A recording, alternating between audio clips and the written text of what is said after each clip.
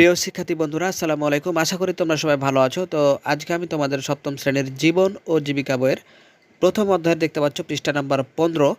এখানে তোমাদের দুইটি কাজ দেওয়া রয়েছে, একটা দলগত কাজ। তারা বলেছে যে উপরের কাজগুলো আমাদের পরিবারের আর্থিক কাজে কিভাবে সহায়তা করছে তা ব্যাখ্যা করতে বলেছে। এবং দ্বিতীয় নম্বর দেখতে পাচ্ছ যে আমার কথা বলেছে এখন থেকে পরিবারের আয় বাড়াতে যা যা করব। তো তোমাদের টেনশনের কোনো কারণে আমি তোমাদের এই দুটি কাজের সমস্যার সমাধান করে দিচ্ছি, জাস্ট তোমরা সুন্দর করে তুলে নিবে। তো প্রিয় শিক্ষার্থী, আমরা প্রতিনিয়ত এরকম নিত্য প্রয়োজনীয় তোমাদের ভিডিওগুলো আপলোড করে যাচ্ছি। সেই ভিডিওগুলো সবার আগে পেতে চ্যানেলটি সাবস্ক্রাইব করে আজও আমাদের সদস্য হয়ে যাও। তো চলো যাই আর কথাটা বলে শুরু করি। তো প্রিয় শিক্ষার্থী, তোমরা দেখতে পাচ্ছ যে তোমাদের দলগত কাজের সমাধানটি দেওয়া হয়েছে, যে কল ছেড়ে দিয়ে দাঁত ব্রাশ করা, ইস্ত্রি অন করে মোবাইলে গল্প করা, কক্ষ ত্যাগের সময় বাতি, ফ্যান, এসি বন্ধ না করা বিদ্যুৎ অপচয়ের কারণ।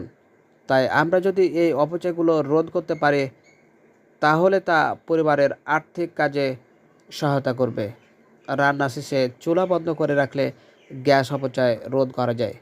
এছাড়াও আমরা অপ্রয়োজনীয় জিনিসপত্র কিনে টাকা অপচয় করা থেকে বিরত থাকব। এতে করে টাকাটা অন্য প্রয়োজনীয় খাতে ব্যয় করা যাবে। এভাবে করে উপরের কাজগুলো করে আমরা পরিবারের আর্থিক কাজে সহায়তা করতে পারি। তো চলো যাই এবার আমরা দ্বিতীয় নম্বর যে প্রশ্ন আমার কথা, সেটা সমাধান করি। তো দেখতে পাচ্ছ যে আমার কথায় তারা যা বলেছিল যে এখন থেকে পরিবারের আয় বাড়াতে যা যা করব। তো দেখতে পাচ্ছ এখানে উত্তরে বলা হচ্ছে যে বাড়ির চারিদিকে শাকসবজি বাগান করে উৎপাদিত শাকসবজি পরিবারের চাহিদা মিটিয়ে বিক্রি করে আর্থিক সহায়তা করব।